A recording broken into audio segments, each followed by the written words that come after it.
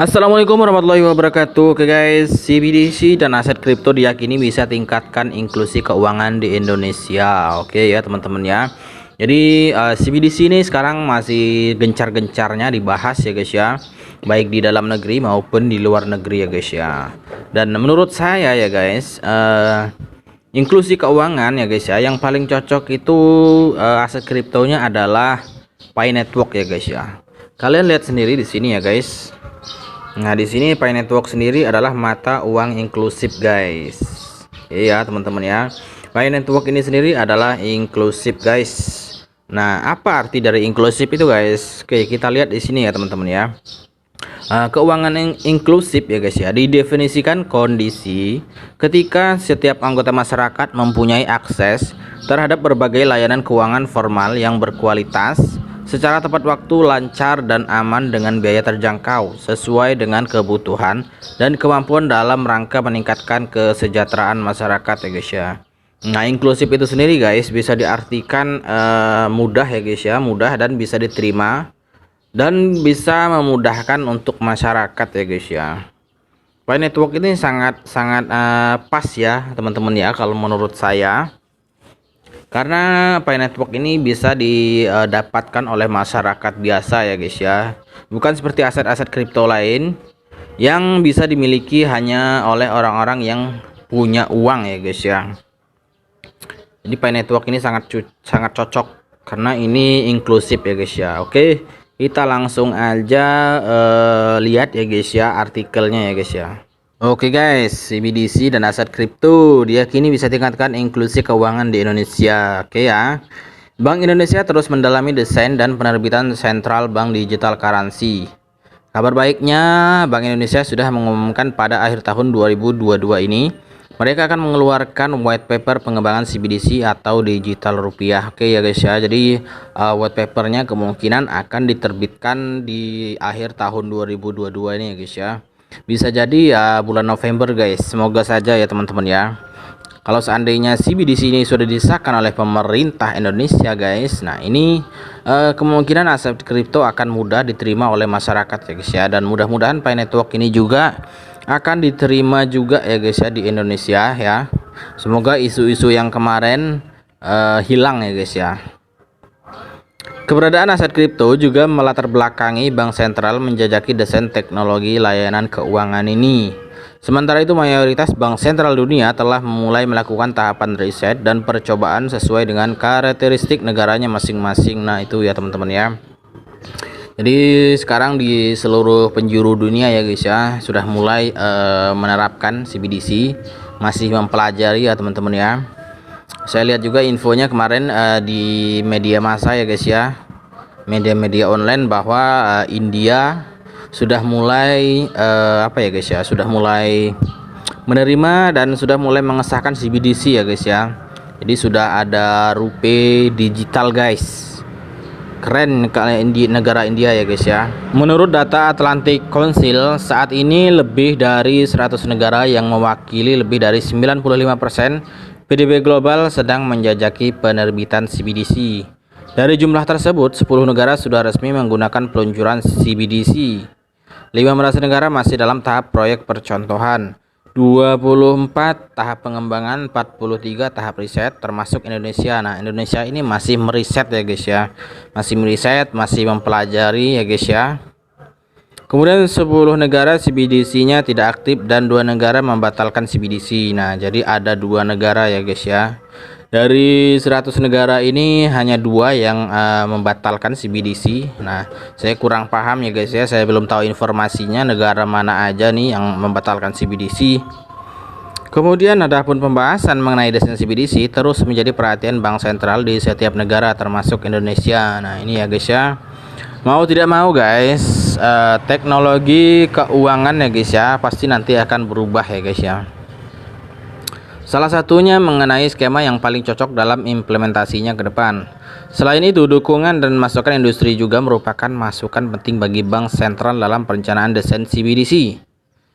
Menanggapi hal tersebut, Ketua Umum Asosiasi Pedagang Aset Kripto Indonesia atau Aspakrindo, Teguh Kurniawan Harmanda menyambut baik rencana peluncuran CBDC oleh Bank Indonesia. Menurutnya, pemerintah telah membuka diri terhadap perkembangan teknologi layanan keuangan agar tetap relevan. Utamanya tentu memberikan kemudahan pelayanan yang prima kepada masyarakat. Dijelaskan tujuan utama CBDC dan aset kripto sejalan dan punya pandangan yang sama, di mana Indonesia kripto diakui sebagai komoditas, bukan mata uang untuk alat pembayaran. CBDC dan aset kripto bisa berjalan beriringan dan saling melengkapi. Nah, itu ya teman-teman ya. Semoga saja ke depannya guys ya, Pi Network ini diterima oleh Indonesia ya guys ya, mudah-mudahan. Kemudian keduanya telah mendorong inklusi keuangan dengan menyediakan akses layanan yang mudah dan aman bagi populasi yang tidak memiliki rekening bank. Data Bank Indonesia pun mencatat ada sekitar 92 juta penduduk di Indonesia tak punya rekening bank. Jadi dari sekian juta manusia di Indonesia nih guys ya, ada 92 juta penduduk Indonesia tak punya rekening bank. Nah, ini mungkin di daerah pedalaman ya guys ya. Kalau di kota-kota mah jelas punya ya guys. Oke. Kami siap berdiskusi dengan seluruh pemangku kepentingan untuk memberikan kontribusi menciptakan desain CBDC yang sempurna diterapkan di Indonesia. Pada akhirnya, CBDC memerlukan kerangka peraturan yang bersinergi dan kompleks, termasuk mendukung inovasi, privasi, perlindungan konsumen, dan standar anti pencucian uang yang perlu lebih kuat sebelum mengadopsi teknologi ini. Nah, ini guys, jadi namanya CBDC ini guys ya, aset kripto. Tentu ada pro dan kontranya ya guys ya, ada negatifnya juga. Karena khawatirnya aset kripto ini bisa dijadikan ajang pencucian uang juga ya guys ya.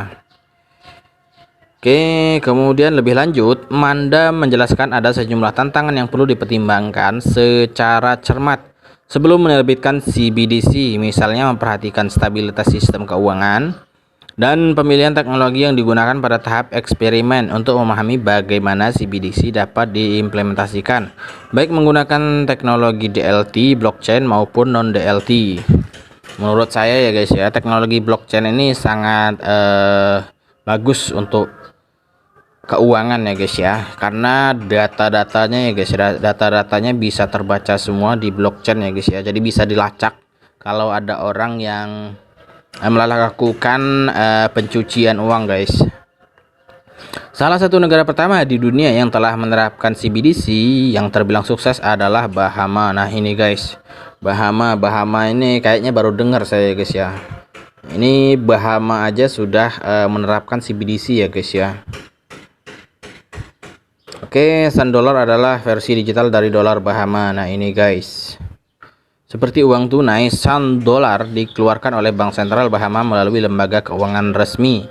San Dollar digital Bahama ditopang oleh sistem blockchain bernama Enzia Cortex DLT dan bisa digunakan sebagai alat tukar yang sah. Meski demikian, San Dollar bukan aset kripto, misalnya Bitcoin. Nah ini guys, jadi San Dollar ini bukan aset kripto ya guys ya. Ya mungkin rupiah digital ini mungkin ya sama kayak gini juga ya guys ya, mereka bukan aset kripto guys. San Dollar adalah CBDC, ini berarti unit akun dan alat transaksi yang termaksud terregulasi, stabil dan private dan aman guys. San Dollar adalah tanggung jawab langsung Bank Sentral Bahama yang didukung oleh cadangan devisa. Nah ini guys, CBDC terbukti mengurangi biaya pengiriman layanan dan meningkatkan efisiensi transaksional untuk layanan keuangan di seluruh Bahama. Validasi transaksi atau pemrosesan transaksi real time yang hampir seketika Bahama berhasil meningkatkan layanan keuangannya pasca bencana alam badai Dorian pada 2019 yang membuat bank kesulitan untuk mencetak uang. Nah ini guys, solusi sekali ya guys ya CBDC ini. CBDC mampu mengatasi hal tersebut sehingga masyarakat Bahama bisa bertransaksi seperti biasa tanpa ketergantungan dengan uang tunai. Ditambahkan CBDC memang utamanya didesain tidak mengganggu stabilitas moneter dan sistem keuangan. Nah, CBDC ini simple ya guys ya. Kemudian keuntungannya dapat mengurangi hambatan terhadap inklusi keuangan, meningkatkan efisiensi pembayaran dan menurunkan biaya transaksi dan menciptakan transparansi. Nah ini guys ya. Jadi menurut saya CBDC ini harus diadopsi di negara Indonesia ya guys ya. Karena ini apa ya guys ya? Ya ini tadi di sini keterangannya meningkatkan efisiensi pembayaran dan menurunkan biaya transaksi. Nah ini guys, jadi biaya transaksinya nggak terlalu gede-gede amat ya guys ya, simple, mudah, tinggal klik ya guys ya, menggunakan internet, teknologinya terjamin ya guys ya, karena menggunakan teknologi blockchain guys. Oke ya teman-teman ya, semangat untuk kalian para pioner yang ada di Indonesia ya guys ya, jangan patah semangat, jangan gentar guys. Dari berita-berita kemarin itu semoga kedepannya ada hikmah ya guys ya, untuk Pi Network. Semoga Pi Network semakin dikenal ya guys ya, ya walaupun dikenalnya kemarin dengan apa ya guys ya, dengan kontroversinya kemarin ya, karena ada salah satu orang yang mencatut nama wakil menteri perdagangan ya guys ya. Oke ya teman-teman ya, itu aja guys, jangan lupa diklik petirnya. Sekian saja, assalamualaikum warahmatullahi wabarakatuh, salam cuan.